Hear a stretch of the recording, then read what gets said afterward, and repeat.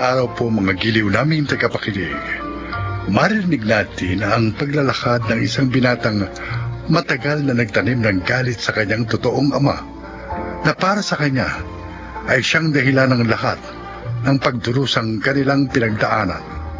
Siya ay si Darren. Iniwan kami ng totoo kong ama nung bata pa ako. Pero tandang-tanda ko ang mukha niya. Ni minsan, hindi ko nakalimutan ang kanyang itsura. At mula na magkaisip ako, ipinangako ko na sa sarili ko na hahanapin ko siya at gagantihan.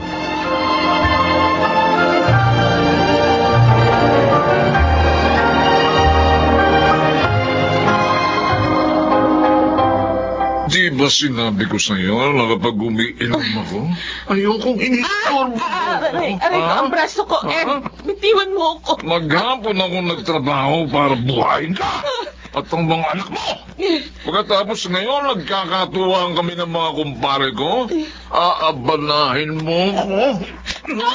Ha? Tama na, Ha? tama na, Ha? tama na. Kung walang bigas, dumiskarte ka doon sa tindahan. Hindi pupunta mo pa ako para humingi sa akin ang perang pinaghirapan ko. Marami na tayong utang sa tindahan. Sasagot ka pa, ha? Ha? Tatampalin kita ulit dyan. Sagot. Ha? Ha? Tama na, tama na. Pagod na ako sa'yo.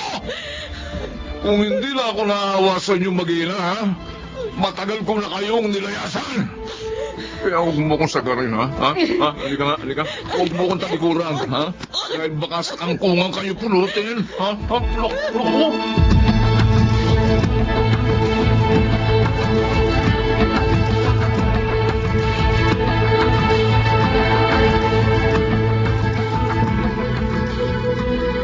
Binugbog na naman kayo ni Jones.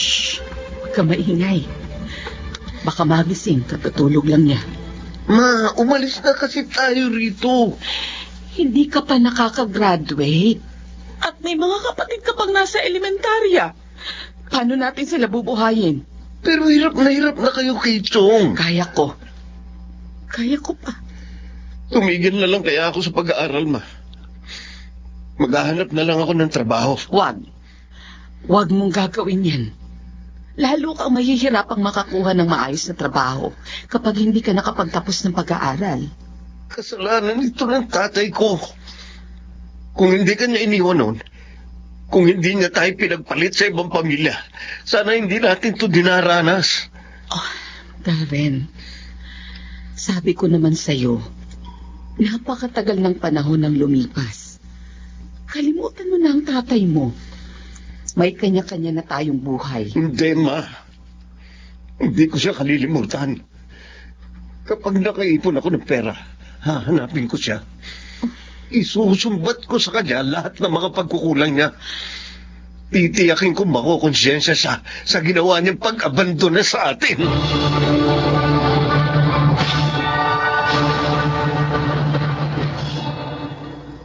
Hello, Papa. Kumusta ka na? Eto, nangihina pa rin, anak. Gusto niyo bang alalayan ko kayo maglakad-lakad sa bakuran natin? Kaya mo ba?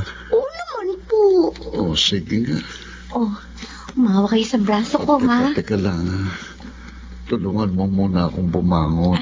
Sige pa. Ayan. Tapos, ibababa ko itong dalawan yung binti. Dahan-dahan lang. Oh, ayan. Ayan. Suot niyo tong tsinelas niyo, ha? Oh, Dahan-dahan lang po. oh, ayan, oh. Oh, sige. Ayan. Tatayong na ako.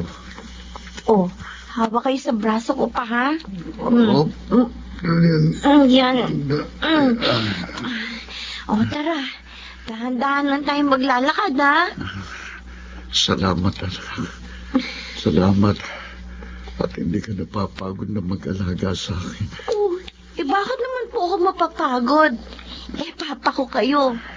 At mahal ko kayo, pa.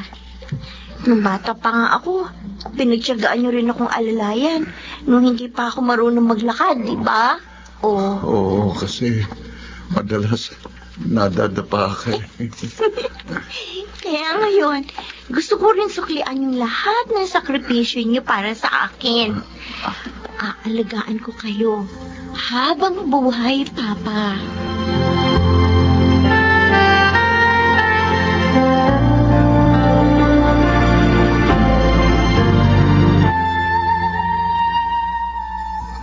Ma, bakit wala kayong imig dyan?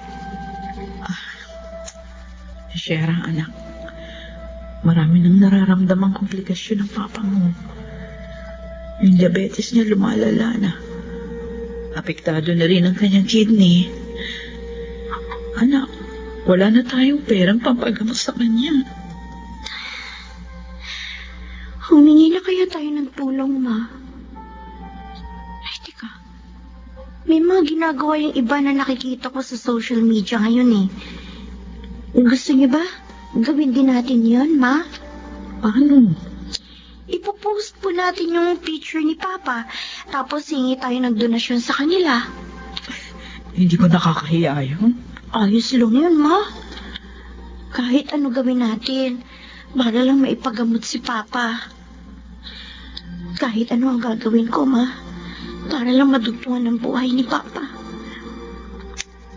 Mamaya, magpo-post ako. Sige. Subukin natin. Awang-awa na ako sa kalagayan ng papa mo. Hirap na siya.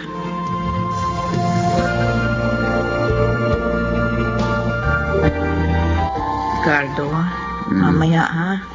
Susunduin ka na ng ambulansya rito.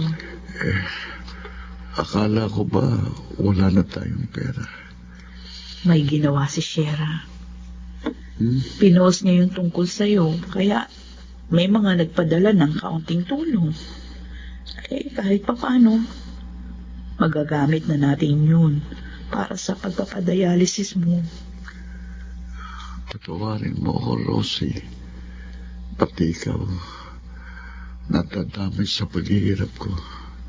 Pati ikaw, nadadamay sa kaparusahang dinaranas ko. Ano ba? Huwag kang magsalita ng ganyan. Iniwan kong mag-ina ko noon. Iniwan ko sila nang hindi nagpapaalam. Dahil naduwag akong panindigan sila. Kaya ngayon, ito ko. Pinarurusahan sa mga ginawa ko. Hindi totoo yan. Huwag mo sasabihin yan. Kung may kahilingan man ako ngayon, yun ay makita silang muli. Gusto kong humingi ng tawad sa kanila. Gusto kong humingi ng tawad sa ginawa kong pag-aabandona sa kanila.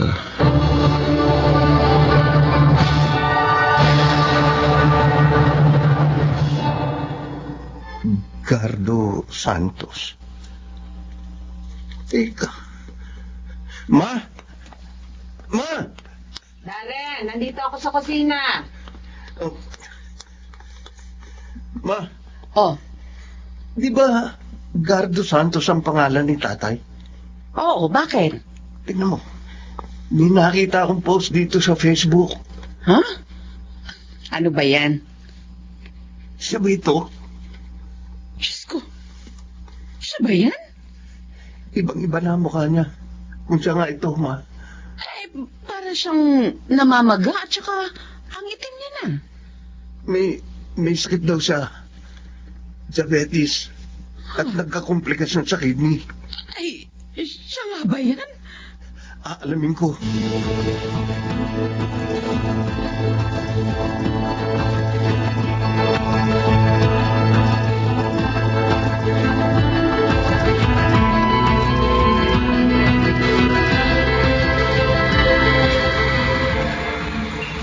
Asan na kaya yung nagsabi na magbibigay ng tulong kay Papa? Ikaw si Shera.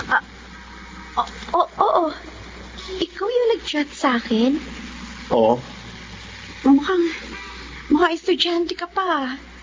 Tutulong ka ba talaga sa amin? Bago ako magbigay ng tulong, pari ko bang makita ang picture ng papa mo nung wala pa siyang malubhang sakit? Ha? Bakit? Basta, O sige, teka lang ha. Hahanapin ko dito sa cellphone ko. ilang kayo magkakapatid? Ako lang ang anak nila ni Mama. Oh, eto siya oh. Oh. Siya mo? Bakit? Kilala mo ba si Papa? Oh, si Mama. Sandali lang ha. Hello, Ma? Ano? Anong nangyari kay Papa? Calling Dr. Rosario, please proceed to the emergency room right now. Thank you. Kano, lumabang ka. Lumabang. Ma! Sira, anak. Ang papa mo. Ang papa mo. Bakit po? Sabi ng doktor, ihanda na raw natin ang ating mga sarili dahil baka hindi na magtagal ang papa mo. Ano? Diyos ko. Nasaan siya? Ayun, nailipat na siya sa ward. Papa, pupuntahan ko siya, Ma. Sige. Oh, sino ka? Bakit nakatayo ka dyan?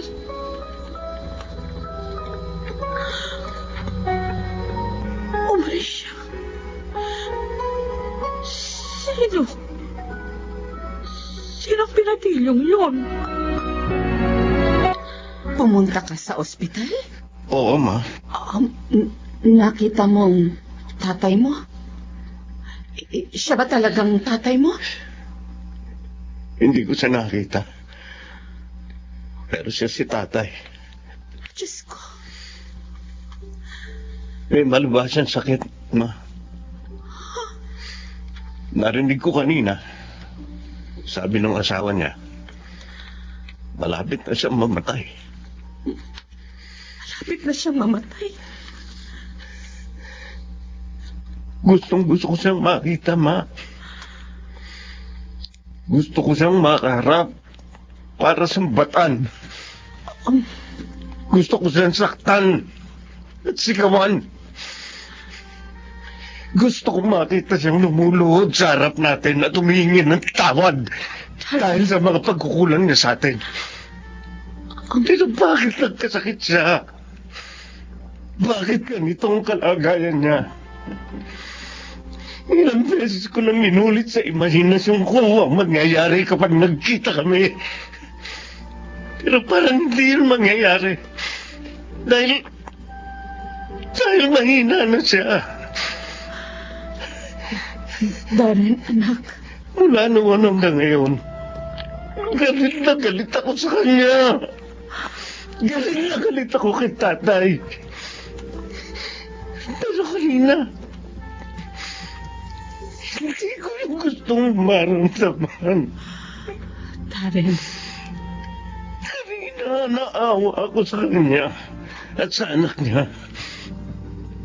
Naawa ako sa kanila dahil nararamdaman din nila ang pakiramdam ng naiwan. Nauunawaan kita.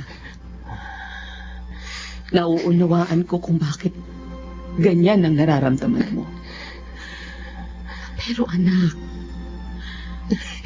marahil pinauunawa sa atin ng Diyos na wala ng dahilan pa para magtanim ka ng galit sa puso mo para sa tatay mo. Yun nga ang hindi ko matanggap, Ma.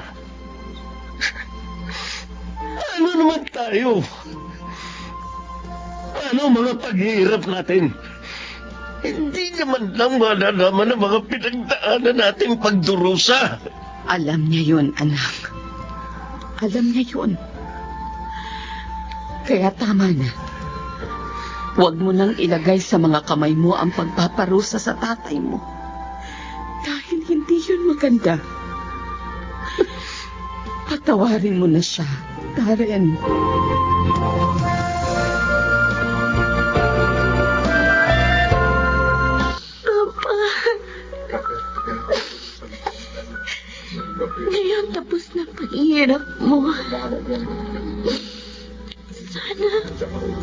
maging masaya ka na. Kung nasaan ka man ngayon. Ricardo, pangako, magiging matatag kami ng anak mo. Kahit wala ka na sa piling namin, pero naririto ka sa aming mga puso. Makikiramay po ako. Ikaw yung... Pasensya na kung hindi na ako nakapagbigay ng tulong ko. Pero, eto, konting abulo eh. Salamat. Sino ka nga pala? Hindi na po mahalaga yun. Sana po, tatagan yung loob nyo. Tiyak na magiging malungkot kayo ngayong hindi nyo na siya kasama. Pero, makakaya nyo rin po yan. Sandali. Umalis na siya, Ma. Napakabait naman ng binatilyong yun, anak. Siguro, namatayan na rin siya ng magulang, Ma. Kaya nauunawaan niya ang pinagdaraanan natin.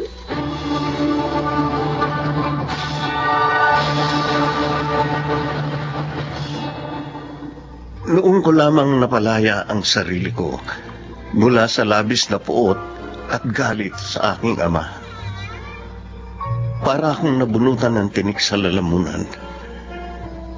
Maraming tao ang maaring makasakit sa atin. Pero mas sasaktan natin ang ating sarili kapag nagtanim tayo ng galit sa kanila.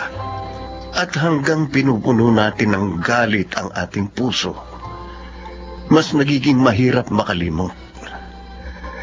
Ako po si Darren at ito ang aking buhay. May kaparusahan ang lahat ng kasalanan. Ngunit hindi natin maaaring iatang sa ating mga balikat ang pagpaparusa sa mga taong nakagawa sa atin ng kasalanan.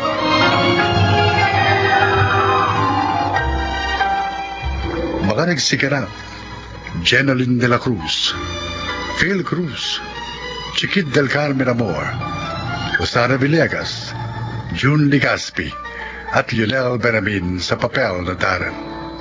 Naglapat ng angkop na tunog Jenny Mutiao, sa musika Buboy Salonga, supervisyong teknikal Eric Lucero at Bong Villar. Creative Consultant Phil Cruz, Production Assistant Anching Cruz. Ito'y mula sa panulat ni Rita Labaron, sa direksyon June Martin Ligaspi at Maynard Landicho Jr. Ito ang aking buhay.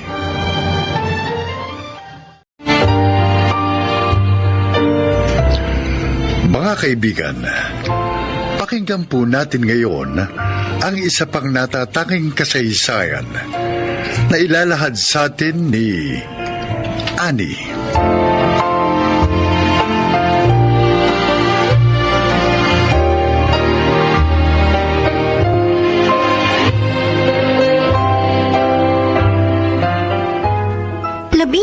Taong gulang pa lamang po ako, pero alam ko na po kung gaano kahirap ang buhay. Hindi po ako katulad ng ibang bata na nakakapaglaro at nakakapag-aral. Grade 2 lang po ang inabot ko, pero kahit na ganun lang ang narating ko, ay masasabi kong nahasa akong magsalita ng Ingles, sapagkat araw-araw puro mga dayuhan ang aking nakakasalamuha. Gawa ng handicrafts ang ikinabubuhay namin ni Mama, na isang bulag at may polio. Ito po ang aking buhay.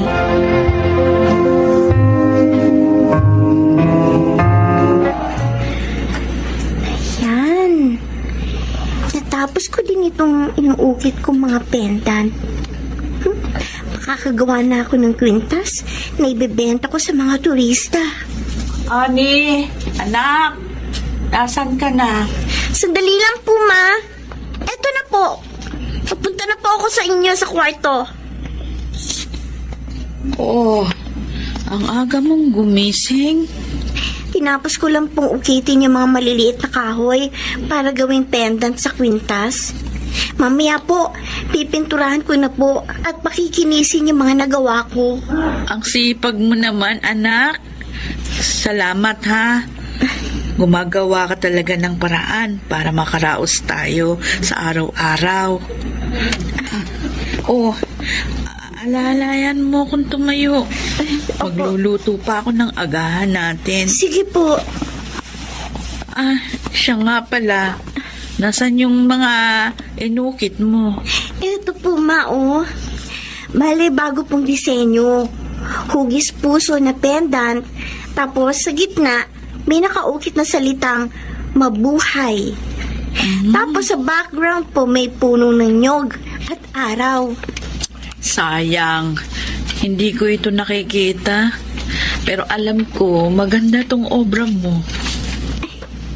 Nung nabubuhay pa po si Papa, tinuruan niya po akong umukit sa mga kahoy. Malaki man o maliit. Noong una, mahirap.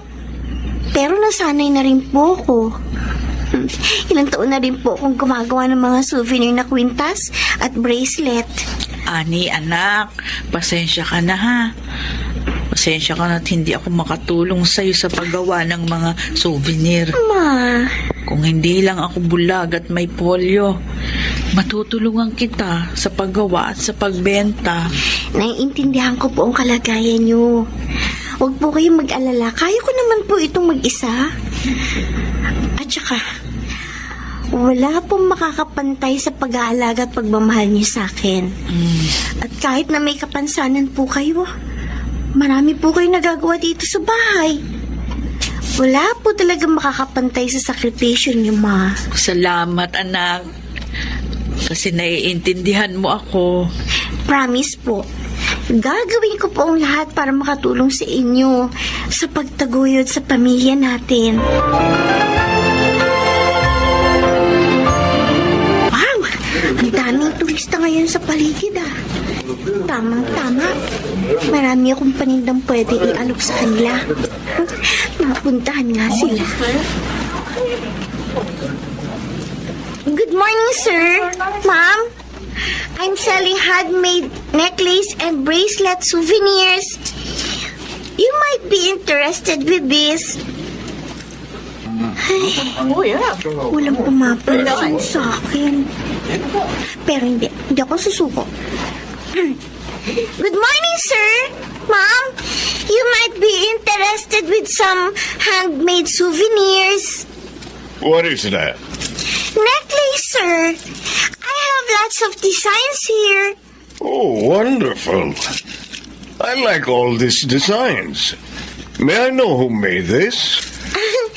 I'm the one who made that, sir. Oh, wow. You're such a talented kid. Thank you. Maya, come here. Look at this. Oh, what are those? Handmade necklaces made of wood. Oh, This girl told me that she made all of this. Really? Oh, I like these necklaces. They are all pretty. You may also want bracelet souvenirs, Mom. Look at these bracelets made of wood and beads. I also like this. How much are these? 150 pesos each for necklace, 70 pesos each for bracelet. Okay. I'll buy each of these designs you have. Thank you po. By the way, how old are you? I'm 13, sir. And I'm also making and selling handicrafts since I was 10. This is my way to help my blind mother. Oh, you are such an inspiration. Hardworking and talented child. Your mother is lucky for having you as her daughter. Thank you po.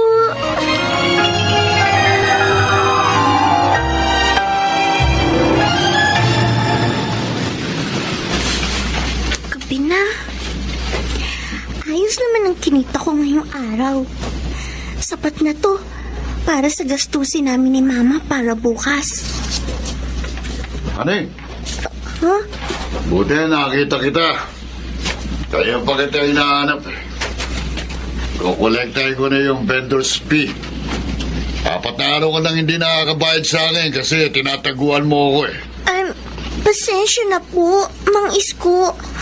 Maliit lang po kasing kinita ko ng mga nakaraang araw. Kaya hindi po ako makabayad ng vendor's fee ng beach resort na to. Ay, wala kaming pakialam kung nakakabenta ka o hindi. Kailangan mo pa rin magbayad kasi pinapayagan ka namin magbenta dito. Dali! Akin ang bayad mo para sa 4 na araw. Kasama yung ngayong araw. Magkano po lahat? 500 piso. Ang laki naman po. Oh, nagre-reklamo ka pa eh. Matagal mo nang alam na 100 piso kada araw ang vendor's fee dito. Dali! Akin ang bayad mo. Pupuntahan pa ako. Ito po. Yung resibo po. Ha? Resibo? Opo. Bukas ko na lang ibibigay sa'yo. Nakalimutan kong dalhin eh. Yan na. Okay po. Bukas ko na lang po kunin. Ang laki naman nung nabawas sa kita ko ngayong araw. Pero may natira pa naman kahit 200 piso. Pagkakasyahin na lang namin ni Mama to sa buong araw.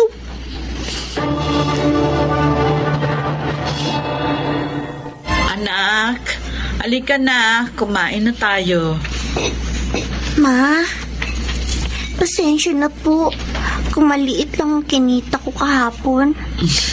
Nagbayad pa po kasi ako ng vendor's fee. Di bali po, babawi po ako ngayong araw. Anak, ayos lang. Naiintindihan ko ang pagod at sakripisyo mo. Basta ang importante lang sa akin nakakauwi ka ng ligtas sa bahay pagkatapos mo magtrabaho. Ma, pag nakaipon po tayo ng malaki, ipapagamot natin yung mga mata ninyo para makakita na po kayo. At para makatulong na ako sa'yo sa paghahanap buhay. Sana po, Ma, umasenso ng buhay natin. Hindi imposible yan, anak. Lalo na at masipag ka. Darating din ang panahon na makakamtan mo rin ang mga pangarap mo sa buhay.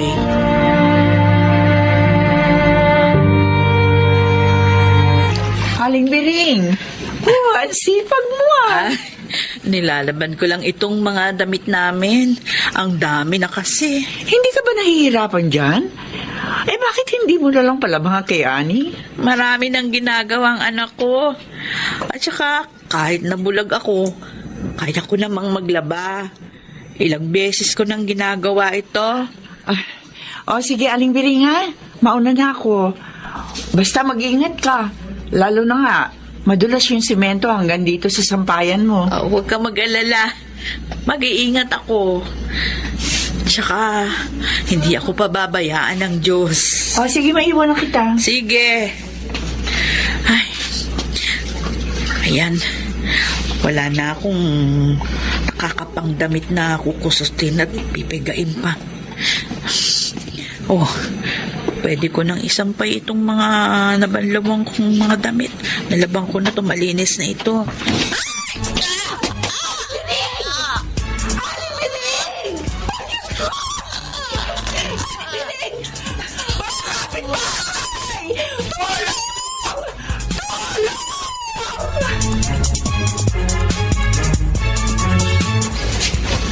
Siguradong matutuwa si Mama sa malaking kita ko kanina. Ani! Ani! Uwi ka! Ang mama mo na aksidente kanina! Nasa ospital ang bayan siya ngayon!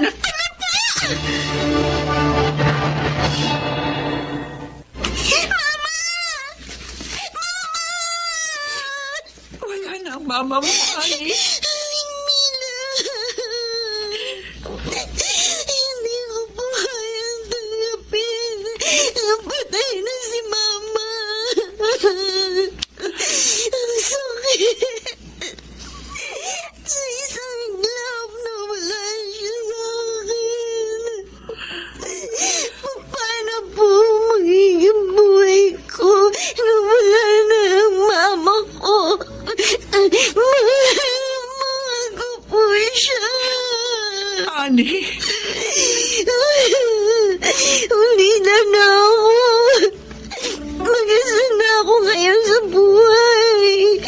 Hindi ko po alam kung baka kaya kong mabuhay na mag-isa. Mama! Mama, bakit niyo ako iniwan? Alam namin kung gano'ng kasakit sa'yo nangyari, Ani. Pero sinasabi ko sa'yo ngayon, handa ka namin tulungan at makabangon sa pagsubok na ito sa buhay mo.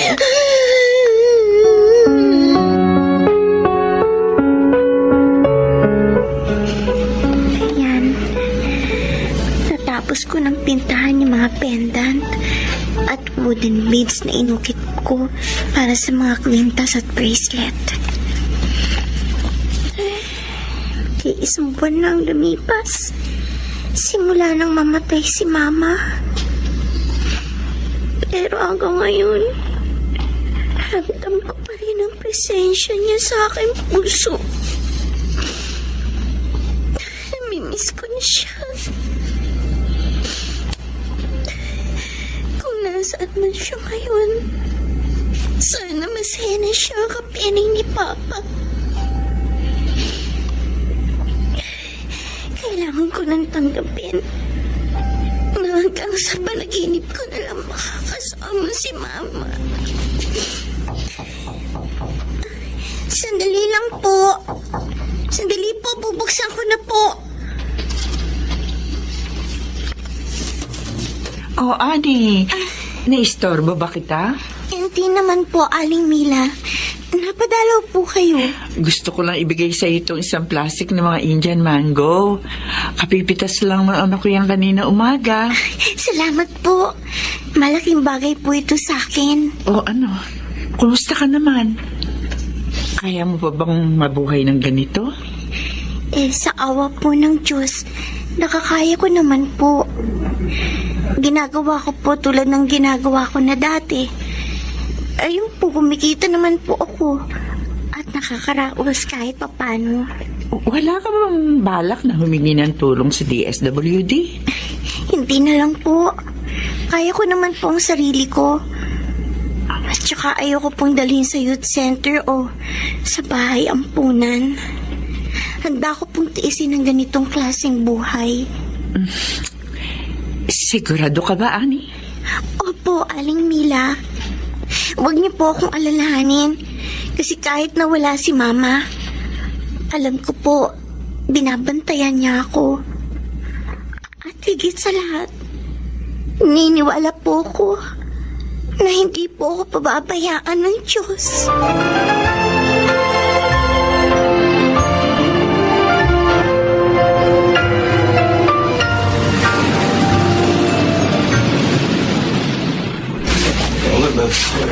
Daming turista ngayon sa paligid. Sana makabenta ako ng marami. Hey, young lady, Good morning, sir. you still remember me? Yes, sir. I still remember you. Anyway, I came back because my friends and relatives liked the necklaces and bracelets I bought from you before. I want to place an order. 100 pieces of necklaces and 100 pieces of bracelets as part of the souvenirs for my wedding. Really, sir? Oh, ano? Kaya mo bang ma-meet ang aking demands? Anyway, my wedding is almost 2 months from now. Kayang-kaya po. Good, good. I'll pay you half of the total amount as my down payment for my order. And I'll pay you the remaining balance on the day you deliver my orders. Okay ba yun? Yes, sir. Sir, you know what? Hulog po kayo ng langit sa akin. Maraming salamat po sa pagtitiwala niyo sa talento ko.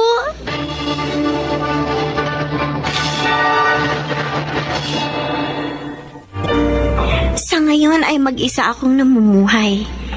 Pero salamat sa Diyos kasi patuloy po niya akong sinusuportahan. Pagkatapos kong ma-deliver ang 200 pieces na wedding souvenirs na order sa akin ng isang foreigner, ay dumami pa ang aking mga orders. Oo, nakakapagod kasi ako lang mag-isa ang gumagawa. Pero okay lang yun dahil nakikita ko naman pong nagbubunga ang aking paghihirap. 17 years old na po ako ngayon, pero pinagmamalaki ko po ang aking naabot.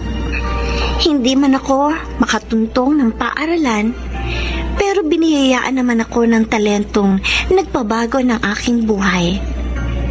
At dahil dito, nananatiling positibo ang pananaw ko sa buhay. Ako po si Annie, isang handicraft maker. At ito ang aking buhay. Mga nagsiganap, Rosana Villegas, Phil Cruz, Susan Robles, Leonel Benamin, Alan Ortega, at Chiquit del Carmen Amor. Naglapat ng angkop na tunog Jerry Mutia sa musika ni Buboy Salonga. Supervisyong teknikal Eric Lucero at Bong Muyar. Creative consultant Phil Cruz. Katulong sa produksyon Anching Cruz. Sumulat ng ating kasaysayan Krishna Senga. Sa direksyon Salvador M. Royales. Ito ang aking buhay.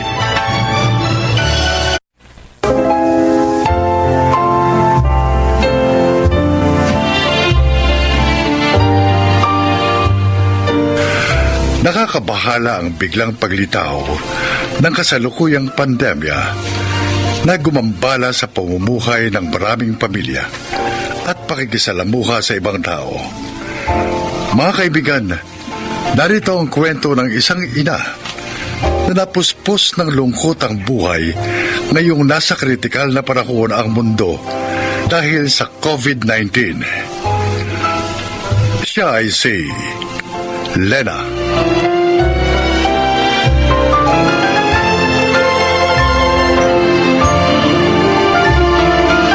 Tatlo ang naging anak namin ni Amado, sina Edwin, Irene at Mark, na pawang mga ulirang anak at mapagmahal sa magulang. Si Edwin ang aming panganay. Walang ibang pinangarap kundi ang mabigyan kami ng maginhawang buhay ng kanyang ama, lalo na ang kanyang mga kapatid.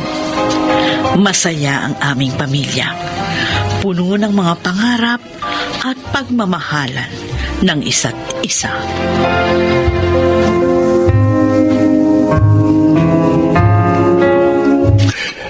At dahil gagraduate ka na ngayong taon na to sa BS Chemistry, nakahanda na ang isang bagong kotse na iririgalo ko sa iyo, Irene. Ha? Naku, kuya! Kailangan ko na ba kaagad ng kotse pagka-graduate ko? Ang dami ko pang pagdadaanan. Tulad ng pagre-review para sa chemist licensure examination. Talagang kakailanganin mo ng sariling sasakyan sa mga magiging transaction mo in the future. Sa pagre-review mo, sa paghahanda mo para sa licensure exam, lalo na sa paghahanap mo ng trabaho. Tsaka, pandemya ngayon. Delikadong makipagsiksikan sa public transport. Sus! Ano pa nga bang karapatan ko para tumanggi? Pero salamat ha, kuya. Ngayon pa lang, para na ako nakatuntong sa Cloud9 sa regalo mo sa akin. Kaya bilang paghahanda, mag-e-enroll ka agad ako sa driving lessons. Ikaw rin, Mark. Kuya, Sumabay ka na sa ate Irene mo sa pag-enroll sa driving lessons mo, no? Huh? Para kapag naibigay ko na rin sa iyo ang kotse mo, marunong ka na magmaneho. ang ibig mong sabihin, kuya, patay ko, bibigyan mo rin ng kotse? Oo naman. Basta nakaabang na rin yun sa pagtatapos mo sa construction management next year. Kaya sa mismong graduation mo, saka ko iaabot sa iyo ang susi ng sasakyan mo. Kuya. Reglado? Oo, kuya. Salamat ang marami.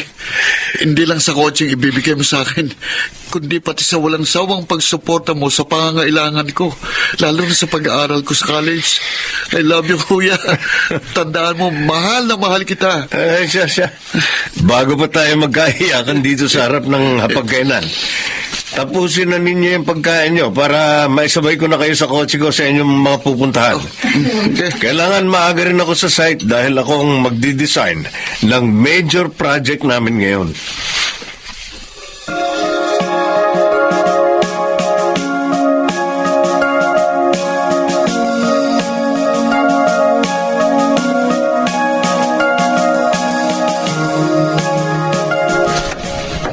Nay! Nay! Nakaupo ako rito sa bangko kong tumba-tumba, anak. Halika na, pumasok ka rin sa loob. Ay, Nay! Binhatid kasi sa akin ni Edwin itong mga pinamili niya para sa inyo. Eh, magbabayad kasi ako ng bills do sa mall, kaya dinaan ko na rito. Nag-aabot-abot naman ang mga padala sa akin ng aking apo. Oy, pero pakisabi kay Edwin ha. Maraming salamat. Pati ikaw mo sa pambili ng gamot na ibinibigay niya sa akin. Kasi naman, bakit ayaw niyo pang pumisan sa amin? Doon mas nababantayan namin kayo. Mas magiging masaya pa yung mga apo niyo. Dahil magkakasama kayo. Di na. Ha? Magiging abala lang ako sa inyo. Saka ilang hakbang lang naman ang layo ko sa inyo. Kaya madaling-madali nyo naman ako masisilip dito. Kung ako lang masusunod, paupahan niyo na lang itong bahay na ito. Doon na kayo sa amin pumirmi. Hindi ko maaaring iwan ang lumang bahay na ito, Lena. Nandito ang magagandang alaala namin na iyong ama. Saka yung masasayang sandali nung maliit ka pa. Paligaya akong binabalikan ng mga iyon sa aking alaala. Habang nakaupo ako rito sa aking tumba-tumba.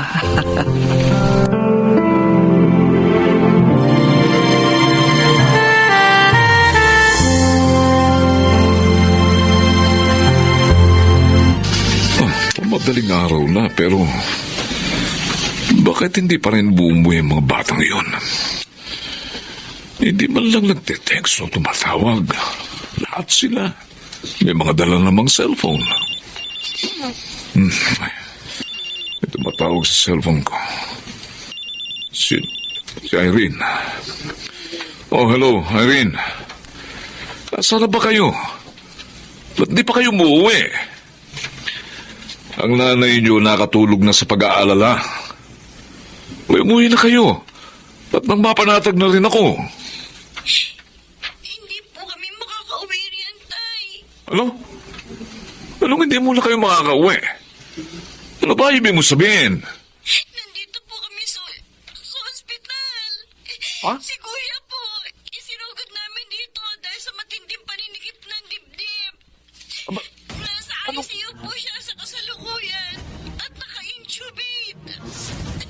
Intubate? Ang isa po po dapat niyong malaman, Tay. Kalalabas lang po na resulta ng mga swab test namin ni Mark dito sa ospital. Pareho po kaming positive. Pero symptomatic. Kaya dadalhin po kami sa isang quarantine facility. Diyos ko.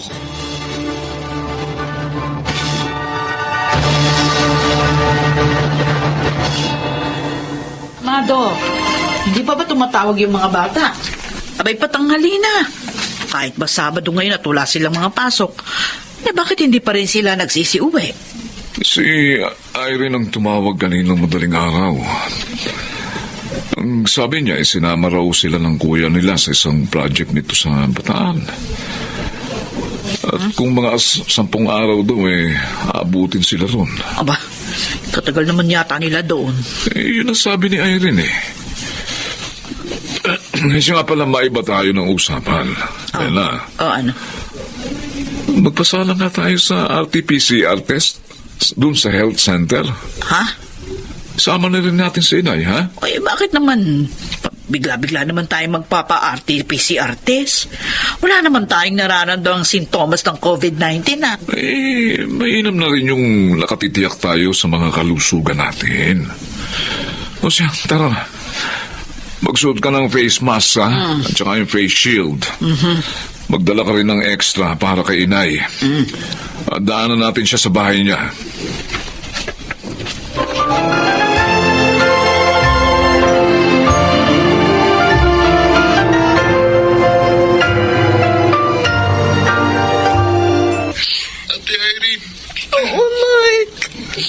Natanggap ko na rin ang malungkot na balita galing sa ospital.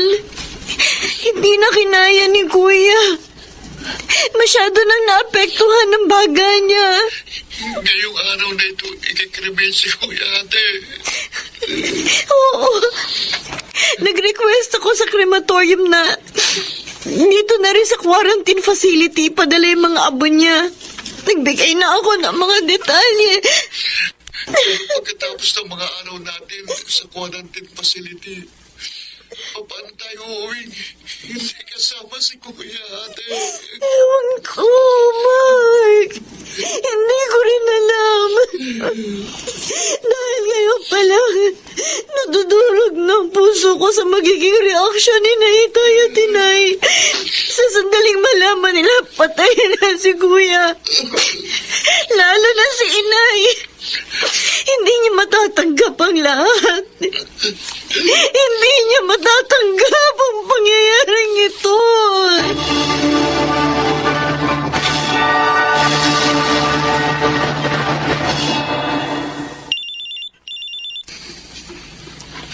Itay, Oh, anak. kamusta na po? Negative naman ang resulta ng RT-PCR test namin ng nanay mo. Pati na rin ang lola mo.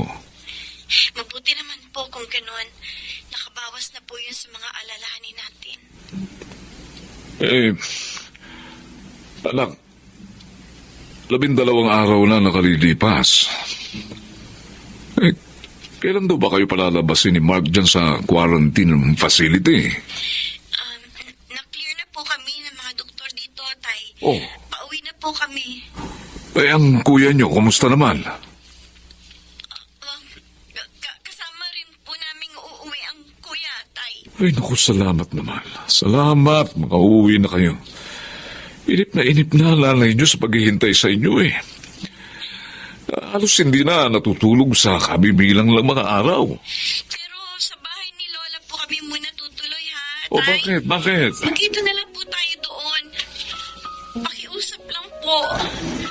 Huwag niyo na muna isasama si Inay. Bakit? Tsaka wag po muna ninyong sabihin sa kanya na uuwi na kami. Hanggat hindi pa po natin naiaayos ang lahat. Teka muna. Ano ibig mo sabihin hanggat hindi natin na iaayos ang lahat?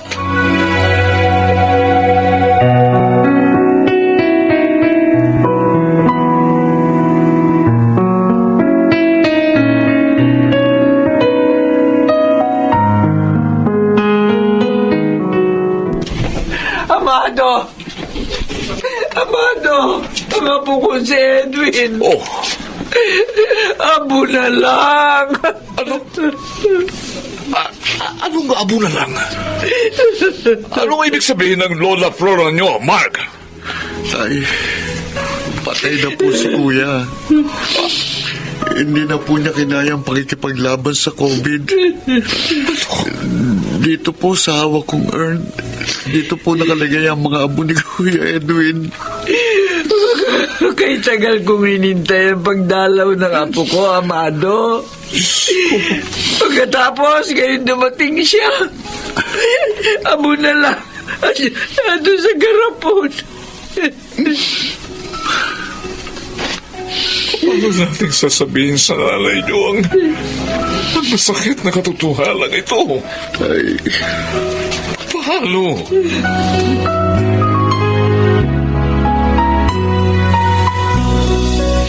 Isang linggo! 2 linggo!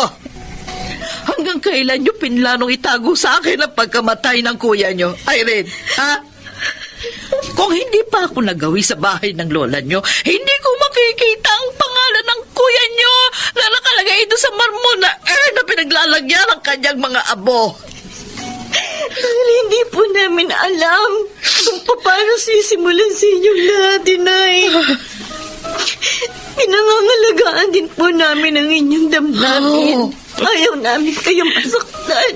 Kaya hinayaan nyo kung maghintay na maghintay sa pag-uwi ng kuya nyo. Samantalang hindi na pala siya darating kahit kailan. Nagulo na rin po kasi ang isip namin.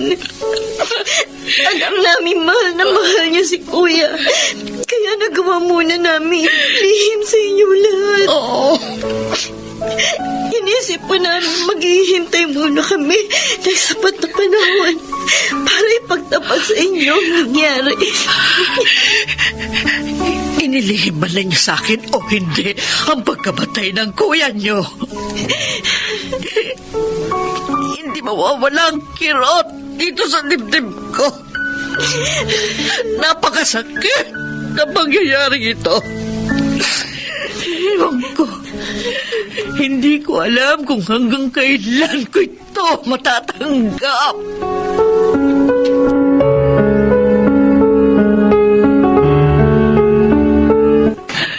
Kahit naman ako, hanggang ngayon sinasabi ko pa rin sa aking sarili na masamang panaginip lang ang lahat. Like, hindi totoong patay na ang panganay natin. Madalas hindi ko pa rin mapigilan ang pagluha. Bakit si Edwin pa, Amado? Bakit siya pa? Na ang daming pangarap para sa atin. Para sa mga kapatid niya. Kung minsan, Lena, hindi na rin natin dapat tinatanong ang bagay na yan. Dahil sa iba man nangyari at hindi sa anak natin, kaparehong sakit din ng kalooban ang mararamdaman ng mga naulila. Kahit ilang buwan, ilang taon man ang lumipas, lagi kong maaalala ang ating panganay, Amado. Hindi mawawala ang kabutihan niya sa puso at isipan ko. Anong kabutihan yon na ipinadama niya sa ating lahat nung siya'y nabubuhay pa? Yun ang mag-aalis ng mga kirot sa dibdib na nadarama ko.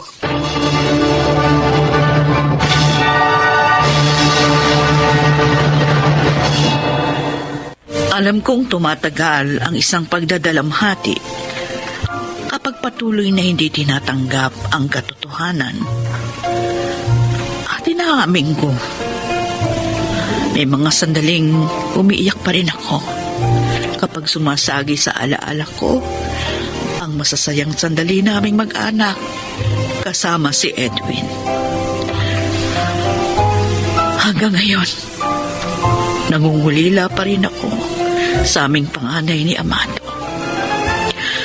Bagamat ang palagi ko pa ring dalangin, malampasan ko at ang aking pamilya ang kalungkutang dulot ng pagkawala ng isang minamahal. Gayon din ang patuloy na dasal na sana'y matapos na ang kritikal na panahong ito ng pandemya upang mapanatag na rin ang buong mundo. Ako si Lena. Ito ang aking buhay. May hangganan ang kapighatian na nararapat lamang at tama. Mahalagang mamuhay pa rin tayo sa paraang handa tayo sa kahit pinakamasasakit pang bahagi ng buhay upang matanggap natin ang pagpapala at kapayapaan ng kalooban. Mga nagsiganap, Chiquit del Carmen Amor, Susan Robles, Lionel Benjamin, June Martin Legaspi, at Rosana Villegas sa papel na Lena. Naglapat ng angkop na tunog, Jerry Mutia, sa musika ni Buboy Salonga, superbisyong teknikal, Eric Lucero at Bong Muyar. Creative Consultant, Phil Cruz. Production Assistant, Anching Cruz. Ito'y mula sa panulat ni Sel Barlam. Sa direksyon, Salvador M. Royales. Ito ang aking buhay.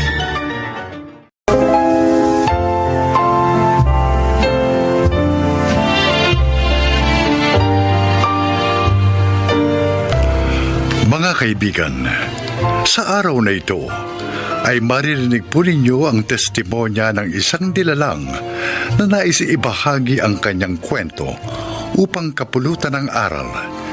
Siya po ay si Nanding. Panganay ako sa 4 na magkakapatid. 18 pa lang ako nang pumanaw sa isang sakuna ang aming mga magulang. Mula noon, ako nang tumayong kuya at magulang ng 3 kong kapatid. Dahilan kaya hindi ako nakapagkolehiyo pa. Pakinggan po ninyo ang aking kasaysayan na harinawang kapulutan ng magandang aral sa buhay.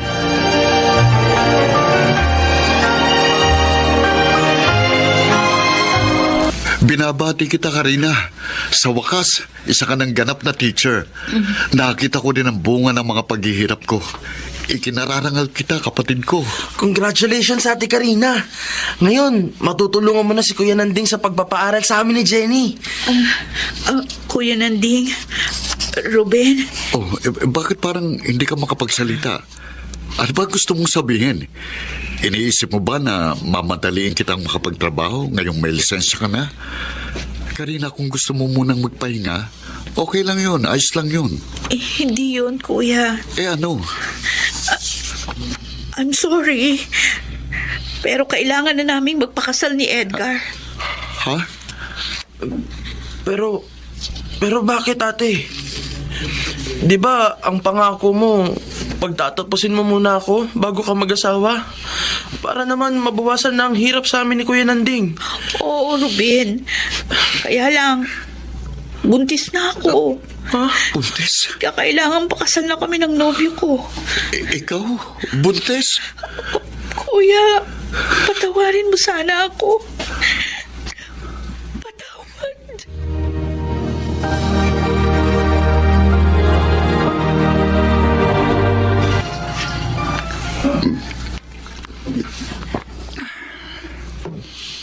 Kuya Nanding? Kuya, bakit ka umiinom ng alak? Hindi ka naman dating umiinom yan ah. Kuhan, Jenny, nagpapaantok lang ako. Kahit hindi mo sabihin, alam ko malungkot ka dahil sa pag-aasawa ni Ate Karina. Dahil pinigo ka niya. Tayong lahat. Sana kuya, huwag mong isipin na gagayahin din namin siya ni Kuya Ruben. Sana bigyan mo pa rin kami ng pagkakataon makapag-aral. Bakit? Iniisip mo ba na pahihintuin ko kayo dahil sa ginawa ni Karina? Kasi kuya, masakit naman talagang ginawa niya eh. Pati nga kami ni Kuya Ruben, inis sa kanya. Huwag kayong magtanim ng galit sa kanya. Magpasalamat na lang tayo na hindi siya iniwan ng nobyo niya. At tungkol naman sa inyo ni Ruben, huwag kayong mag-alala. Hindi ako magbabago sa pagtataguyod ko sa inyo. Magsisika pa rin ako para makatapos kayo ng pag-aaral.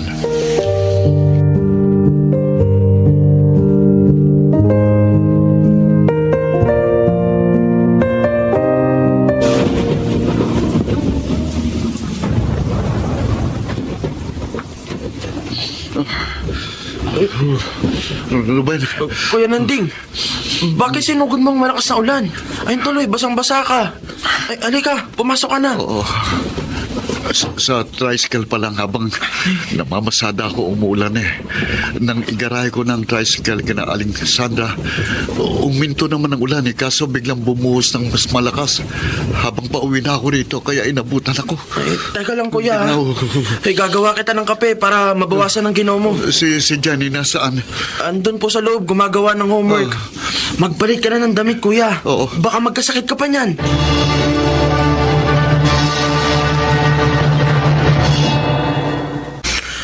Saan ka pupunta, Jenny? Ibibili ko ng gamot sa lagnat si Kuya Nanding, Kuya Ruben. May sakit si kuya? Oo, ang init nga niya eh. Siguro dahil naulanan siya kagabi galing pamamasada. Kawawa naman si kuya. Oo nga.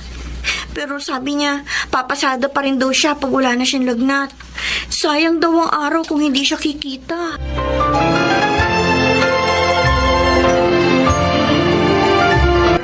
Bakit po, Aling Sandra? May nagawa po ba akong kasalanan? Wala. Napakabait mo nga eh. Mula na maging driver ka ng tricycle namin, naging maganda ang record mo rito. Pero bakit sabi nyo, hanggang bukas ko na lang maaaring ipasadang tricycle nyo? Dumating kasi yung isa ko pang anak na may asawa. Dito na rin siya titira. Kailangan niya kasi ng trabaho. Kaya ang sabi ng asawa ko, sa kanya na ipalabas yung tricycle. Ganun po ba? Oo pasensya ka na sana ha. Siguro naman, makakakita ka rin ng ibang maaari mong ipasada.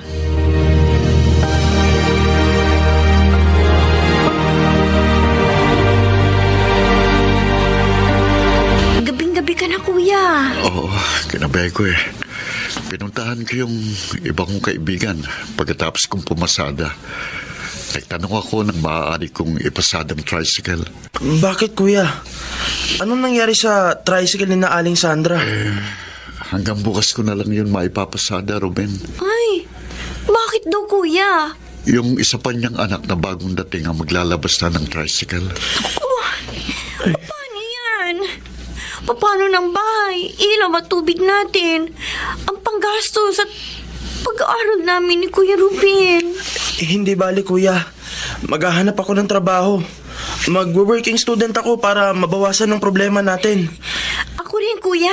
Susubukan ko maghanap ng part-time job. Salamat sa inyo, mga kapatid ko. Pero pangako, gagawa ako ng paraan para makapagtrabaho ko uli.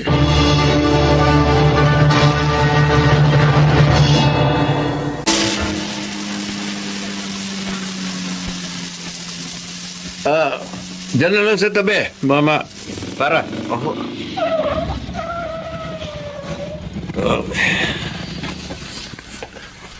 Ito bayad ko.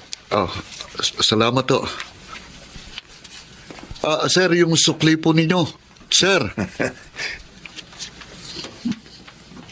Hindi na niya ako pinansin. Pumasok na agad siya sa malaking bahay. Malaki rin ang sobra sa sukli niya. 150. Akin na kaya ito? O nakalimutan lang niya dahil sa pagmamadali?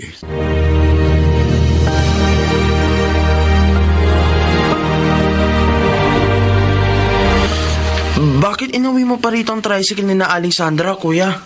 Lilinisin ko muna ito bago ko ibalik. Alam mo, sa tagal kong ipinapasada ito, napamahal na rin sa akin ang sasakyan nito eh. Kaya gusto kong malinis ito bago ibalik. Ang bait mo talaga, kuya. Tutulungan na kitang maglinis. Sige. Buti nga nang mapadali.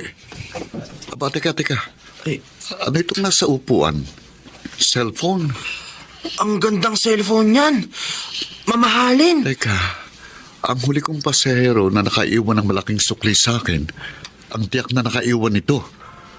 Wala namang cellphone dito kanina. Bago ko maisa kayo mamang yun. Malaking halaga yan, kuya, pag ibinenta.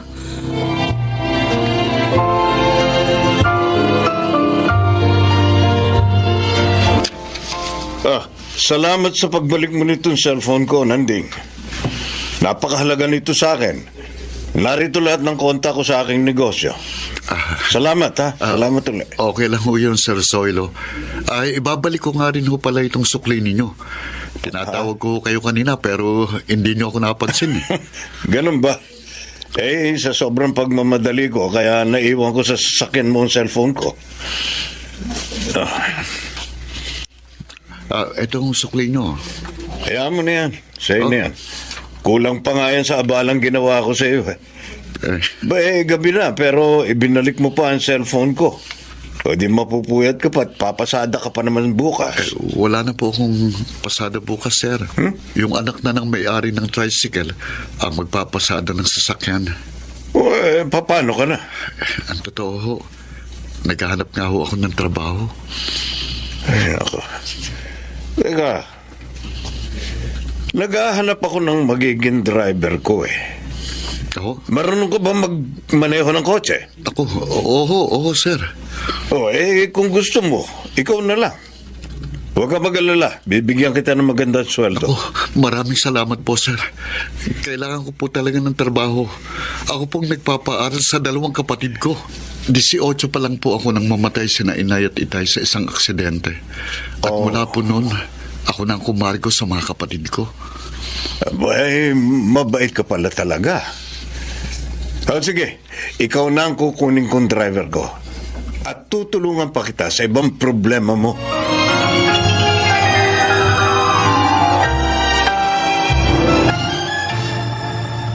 Sulit pala ang pagpupuyat mo, kuya. Oh, Ruben, kaya nga ang saya ko eh. Salamat naman sa Diyos. May trabaho ka na ulit, kuya. At hindi lang yon, Jenny. Sabi ni Sir Soilo, ipapasok daw niya kayo ni Ruben para maging scholar sa foundation ng kapatid niya. Talaga? Oo. Ngayon, sigurado nang makakapagtapos kayo ng pag-aaral.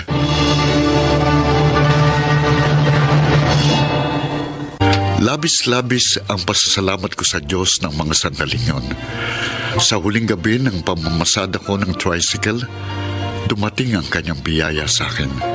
At unti-unting nagbago ang aming pamumuhay. Sana po'y kinapulutan ninyo ng aral ang aking inilahad. Ako, si Nanding, isang kuya, at ito ang aking buhay.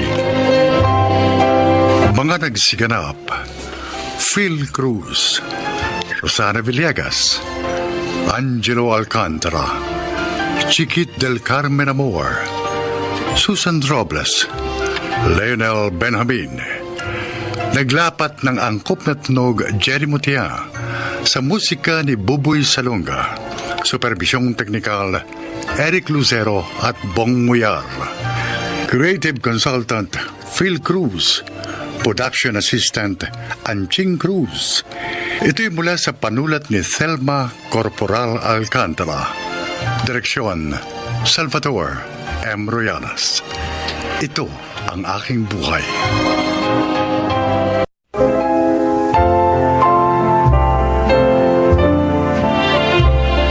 Mga kaibigan, pakinggan po natin ngayon ang isa pang natataking kasaysayan na ilalahad sa atin ni Arnie. 38 years old na ako. Panganay sa 4 na magkakapatid. Uli lang lubos na kami. Pero sa awa at tulong ng Diyos, napagtapos ko ng pag-aaral ang 3 kong nakababatang kapatid.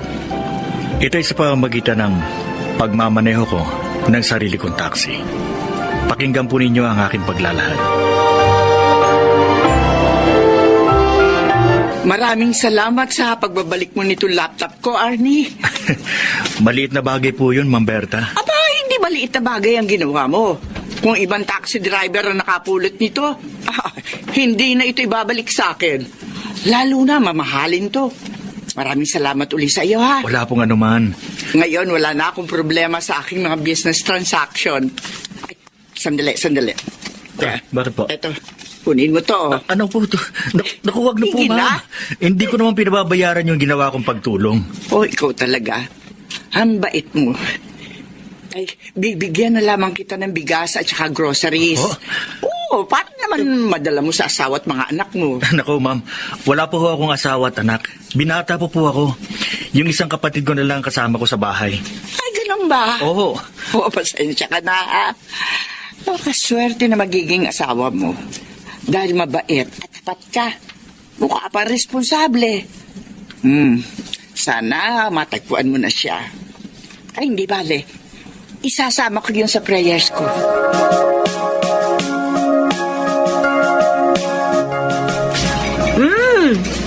Ang sarap nitong ulam na binigay sa'yo ng tinulungan mo pasahero, kuya. Sige na, kumain ka lang dyan. Hindi lang yan ay binigay kay Kuya Ate Lucy. Meron pang maraming dilata at bigas. Wow! Ayoko nga sanang tanggapin kaso ikinarga sa taxi ko kaya wala na akong nagawa. Ariin ko na rin na bigay yun ng kaibigan ko. Ang bait mo kasi, kuya. Tapat ka pa. Kaya natuwa siya sa'yo. Sayang nga lang. Hanggang ngayon wala ka pang asawa. Oo nga, Kuya. Sila Kuya Frank at Ate Lucy may asawa na. Tayong 2 na lang ang wala pa. Di mag-asawa ka na, Calvin. Kuya naman, siyempre, dapat mauna ka. Dahil ikaw ang panganay at akong bunso. Ay, naku. Hindi na siguro ako makakapag-asawa. Kuya! Okay lang naman eh. Dahil kontento na ako sa buhay ko ngayon. Napagtapos ko na kayong tatlo. May sarili na rin akong bahay sa taxi.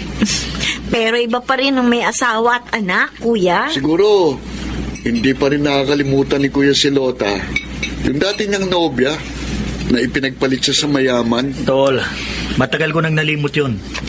Talaga lang na maligaya na ako sa buhay ko ngayon.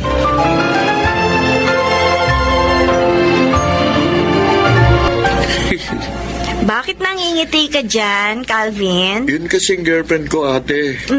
May pinsan na kasing edad ni Kuya Arnie. Oh, ngayon? Dalaga pa rin yun eh. At mabait rin daw. Eh sabi ni Dulce sa akin, kung gusto ko raw, ipag-blind date namin sila. Maganda yan O ah. diba, malay Oo natin. nga. Magkagustuhan sila. O di, makakapag-asawa ng mabait nating kuya.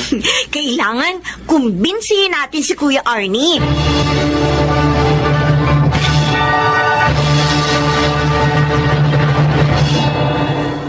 Bakit naman ayaw mo sa suggestion ng mga kapatid mo, Arnie? Joel, kung talagang itinakda ng Diyos sa makapag-asawa ako, mangyayari yun. Kahit pa hindi ako maghanap, siya ang kusang darating. Well, pero ano naman ang malay mo? Kung ang paraan palang gusto ng Diyos, yung maghahanap ka. Ewan ko ba? Hindi kasi ako naniniwala dun eh. Kasi para sa akin, kusang darating yon. At mararamdaman ko sa kanyang pag-ibig. Kung siya talagang itinakda para sa akin. O sige, kung ayaw mo maghanap, bibigyan na lang kita ng text mate. Isa ka pa eh. Ayoko rin ng ganon. Tara, magbiyahe na nga tayo. Nang hindi kung ano-ano yung iniisip mo.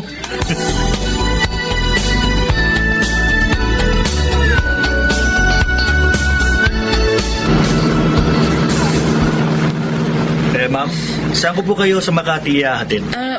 Sa JP Rizal, mamang driver.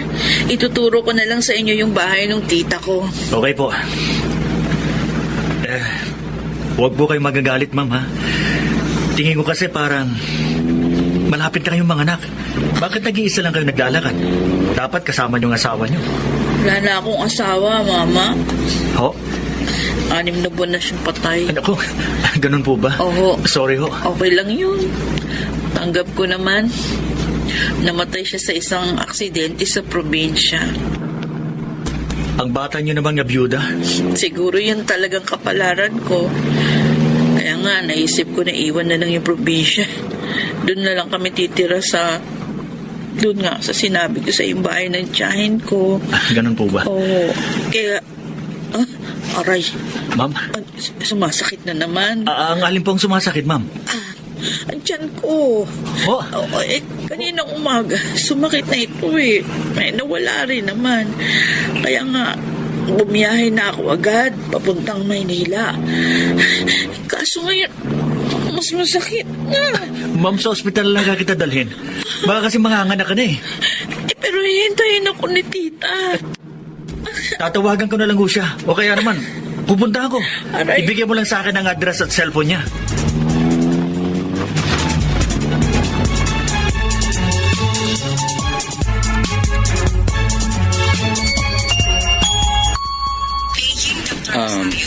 Kayo po bang asawa ng pasyente? Oo. Ay, naku, hindi ko. Ano ba talaga, mister? Hindi ko po talaga siya asawa. Pasahero ko siya sa taxi. Sumakit ang tiyan niya kaya dinala ko siya rito. Pero tatawagan ko na ang kamag-anak niya para puntahan siya dito.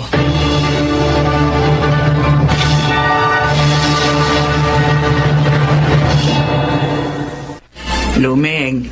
Oh, kumusta na pakiramdam mo? Oh, medyo okay na po, tita. Nakita niyo na ba ang baby ko? Ay, hindi pa. Dito kasi agad ako nagpunta. Lalaki daw po ang anak ko. Bouncing baby boy. Oh, huwag kang umiyak. Baka ka mabinat. Naawa ako sa anak ko, Tita Berta.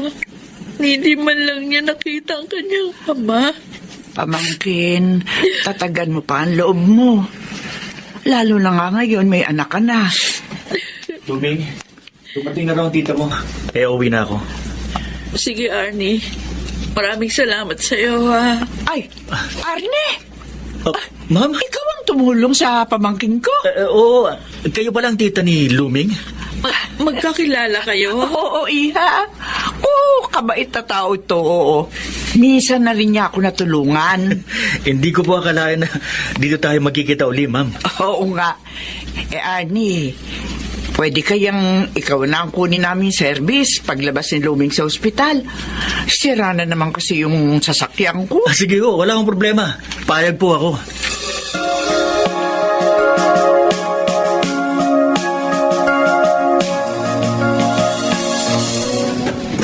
Oh, ikaw pala, Ate Lucy. Pasok ka.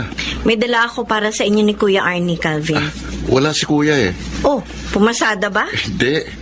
Nandun sa balak niyang ligawan. Balak? Ibig mo sabihin, in love ng kuya natin? Mag-aasawa na siya. Oo, ate. Sa wakas, na-inlove na uli si Kuya. At kung sasagutin daw siya ng babae kapag nagtapat siya, pakakasalan daw niya yun. Ako sana naman ipakilala naman niya sa atin. Nakita ko na siya, ate. May picture siya kay Kuya doon sa cellphone niya. Nandun pati yung anak niya. Anak? May anak sa pagkadalaga? Wala. Byuda yung babae.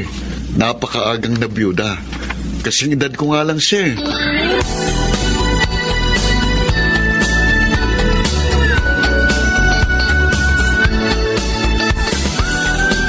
Madalas dumalaw dito si Arnie, ha, Luming? Panay dinadala niya ng mga pasalubong sa inyo ng baby mo. Nanliligaw ba siya sa'yo? Hindi po, tita. Siguro talagang mabait at maalalahanin lang siya kaya ganoon. Hindi naman ganoon nung nahalata ko, pamangkin. Oo, pakiramdam ko, may damdamin siya sa iyo. Tita naman, biyuda na ako. Ano naman? Hindi naman hadlang sa pag-ibig yun. Ang tanong na nga lang, kung mahal mo ba siya? Mag-iisang taon pa lang hong namamaya pa yung asawa ko. Tsaka isa pa, di naman nanliligaw sa akin si Arnie. Pero alam mo, kung manliligaw siya sa iyo, abay, botong-boto ko sa kanya. Dahil isa siyang mabuting tao. At naniniwala ako na magiging mabuting asawa siya sa iyo. At ama naman sa iyong anak.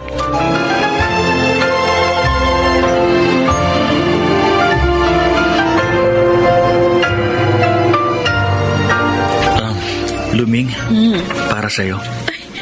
Regalo na naman. Palagi ka na lang nagdadala ng kung ano-ano sa akin, Arnie. Nakakaya na sa iyo. Wala ka namang dapat ikahiya eh. Ako ang may gustong gawin yun. At yun ay dahil mahal kita, Luming. Ha? Arnie? Totoo ang sinasabi ko.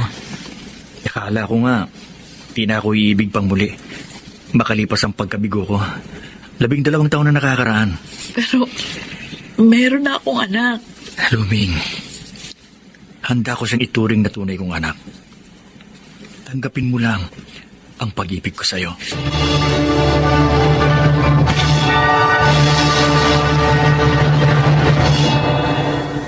Ang pag-ibig, hindi man hanapin, kusang dudulog at lalapit kung talagang atin. Ito ang naganap sa akin. Dahil makalipas ang 6 na buwan, ay tinanggap din ni Luming ang aking pag-ibig. Ngayon ay kasal na kami at dinadala na niya ang bunga ng aming pagmamahalan. Sana po ay kinapulutan niyo ng aral ang aking kasaysayan. Ako si Arnie, isang taxi driver, at ito ang aking buhay. Mga nagsiganap, Chiquit del Carmen Amor, Phil Cruz, Rosana Villegas, Susan Robles, Jonel Benamin, at Maynard Landicho Jr. sa papel na Arnie. Naglapat ng angkop na tunog Jerry Mutia, sa musika ni Buboy Salonga, supervisyong teknikal ni na Eric Lucero at Bong Muyar, creative consultant Phil Cruz, production assistant Anching Cruz. Ito'y mula sa panulat ni Telma Corporal Alcantara, sa direksyon Salvador M. Royales. Ito ang aking buhay. Mga kaibigan, sa araw na ito, inyong maririnig ang kwento ng isang mabuting anak nakapupulutan natin ang mga aral sa buhay. Siya ay si Samuel.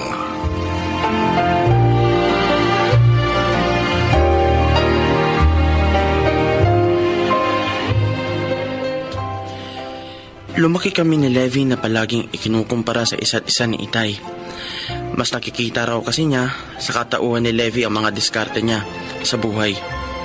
Lalong umigting ang pangmamaliit niya sa mga kakayahan ko nang pareho kaming magtapos ang pinsan ko sa kursong criminology. Pakinggan po ninyo ang aking buhay.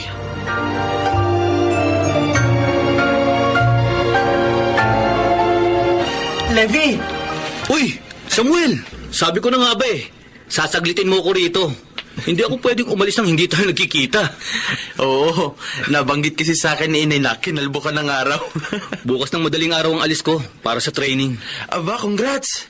Imagine, parang kailan lang kinakabahan ka pa sa resulta ng board exams. Ikaw ba? Hindi ka pa ba kukuha ng board exam? Nag-aasikaso muna ako ng mga requirements.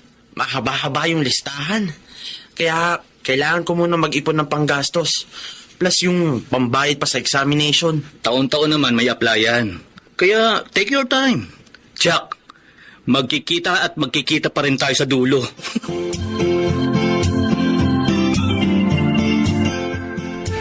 Ang sabihin mo, nagsasayang talaga ng oras yan si Samuel.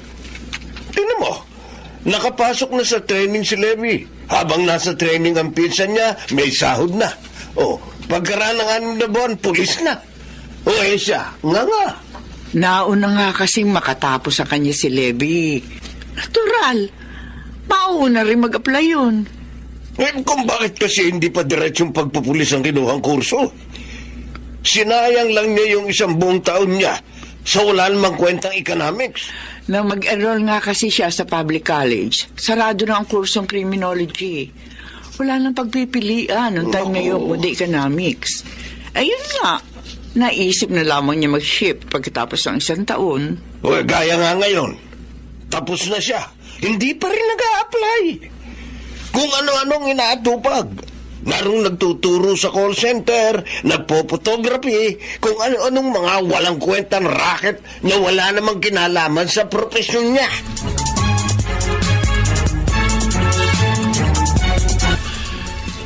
Gaya ng dati, ako na naman ang ipinampulutan ni Itay sa mga kainuman niya sa labasan. Huwag mo nalang isipin yon, kuya. Ang mahalaga, gawin mo yung alam mong makabubuti sa mga plano at sa iyong sarili. Hindi pa siya nahihiya sa mga kaharap niya? Na sarili niyang anak ang sinisiraan niya? Mukhang tatanda na siyang ganyan. Yung depression niya sa mga bagay na hindi niya nakamit nung kabataan niya, ikaw ang gusto niya magtuloy. Hindi naman niya uunawain kahit kailan na magkaiba yung mga pananaw ninyo sa buhay. Baka isang araw hindi na ako makapagtimpi. Ipamumukha ko sa kanyang lahat ng kamalian niya. Hindi ko kasalanan kung bakit hanggang ngayon tumanda siyang walang direksyon ng buhay niya.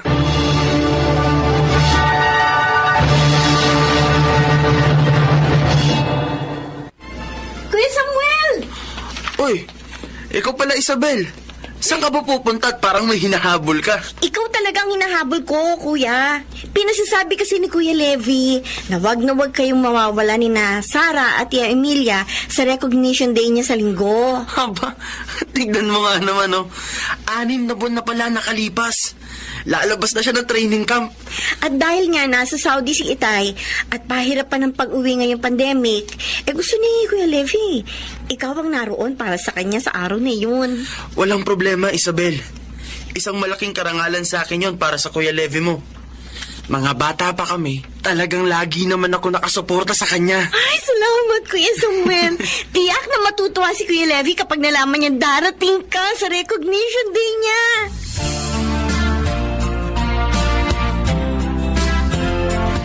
Oh, Nay. Kumpleto pong lahat yung pinag-grocery niyo sa akin. Mula sa tomato sauce, tomato paste.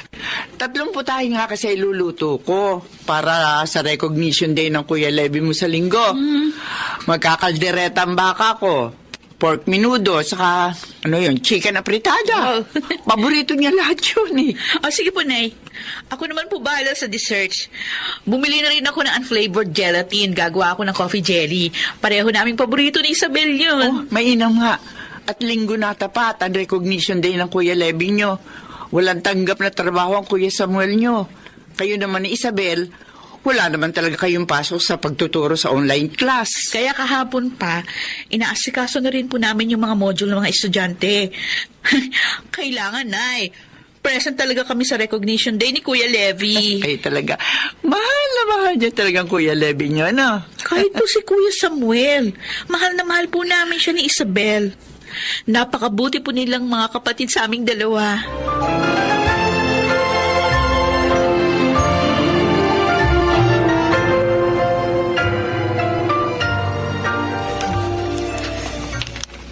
Samuel, sandali nga. Bakit po, Itay? Siguro nga kailangan na kitang kumprontahin sa mga maling diskarte mo sa buhay. Hanggang ngayon, hindi mo pa alam ang gagawin mo sa sarili mo eh. Kung hindi po ako nagkakamali, ang tinutukoy nyo na naman po ay yung palagi nyo sinasabi sa akin na pagsasayang ko ng oras. Pag-atupag sa mga walang kwentang racket na wala namang kinalaman sa aking pagpupulis. Dahil nga tingnan mo si Levy. Nakalabas na ng kampo. Pulis na siya. Sumasahod na siya ng malaki. Makapaglolo na siya ng malaking halagang pera. Makabibili na siya ng mag-aral sa sakyan. Gusto niyong malaman kung bakit naging napakadali kay Levy na maabot ang kinalalagyan niya ngayon? Ha?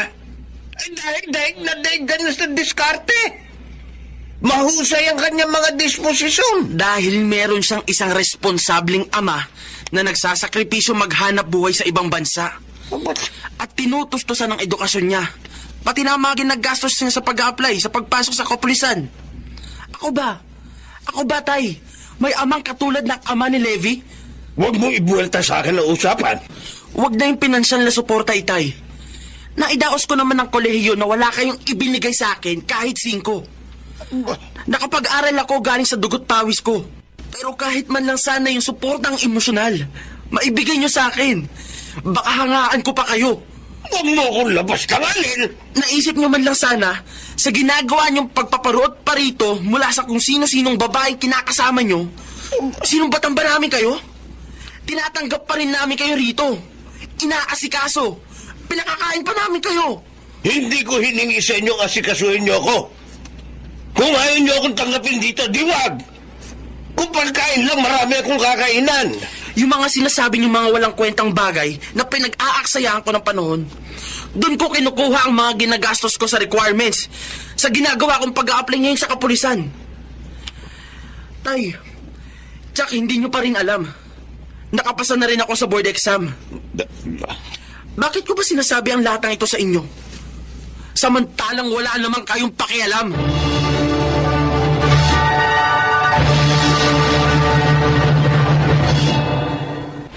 Samuel!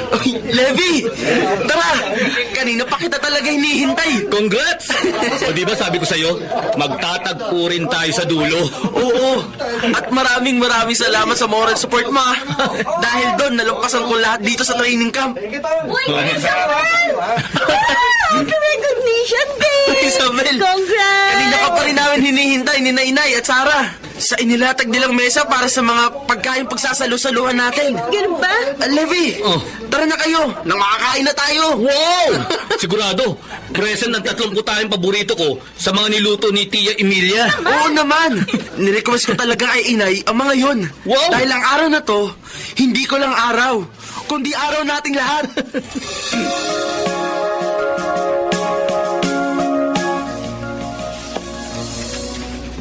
Samuel? Sabi ko na nga ba, dito ko kayo matatagpuan sa lumang bodega. Ay, tahimik kasi rito. Nakapagmumuni-muni ako. Unang araw pa lang po ng paglabas ko sa kampo, hinihintay ko na ang pag-uwi nyo. Nahihiya ako sa nanay mo. Kay Sarah. Lalo na sa'yo. Masyado kitang napagsalitaan ng masasakit. Paano yan, Tay? Nangako po ako sa sarili kong hindi ako uuwi ng bahay nang hindi ko kayo kasama. Hindi ako karapat-dapat sa mga naging pagsisikap mo. Tay, marami pa pong espesyal na araw tayong pagsasaluhan sa mga susunod na araw. At kailangan naroon po kayo. Kaya tara na pong umuwi. Binabati kita, anak. Maligaya ako at natupad mo ang pangarap mo maging isang alagad ng batas. Ikinararangal kita.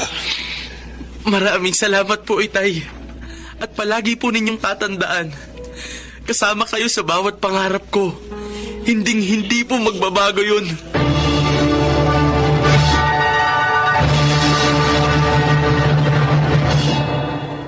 Pagkaraan ng mga problema sa pagitan namin ni Itay, umusbong ang maraming magagandang pagbabago sa aming samahan. Siya bilang aking ama at ako bilang kanyang anak. Naging suporta namin ang isa't isa sa pagdaan ng mga araw. At ang higit na pinakamahalaga, ang pagiging going straight na ni Itay mula sa kanyang dating buhay na walang direksyon. Ako si Samuel, isang bagong alagad ng batas. At ito ang aking buhay. May mahalagang kontribusyon ng isang ama sa pundasyon ng isang matatag na pamilya. Bilang haligi ng tahanan, siya ang unang-unang dapat magbigay proteksyon sa kanyang mga minamahal para sa kapakanan ng mga ito at payapang pamumuhay. Mga nagsiganap: Alan Ortega, Leonel Benamin, Susan Robles, Rosana Villegas, Chiquit del Carmen Amor, at Angelo Alcantara sa papel na Samuel. Naglapat ng angkop na tunog Jenny Mutia, sa musika ni Buboy Salonga, supervisyong teknikal Eric Lucero at Bong Boyar, creative consultant Phil Cruz, katulong sa produksyon Anching Cruz, sumulat ng ating kasaysayan Sel Barlam, sa direksyon Salvador M. Royales. Ito ang aking buhay.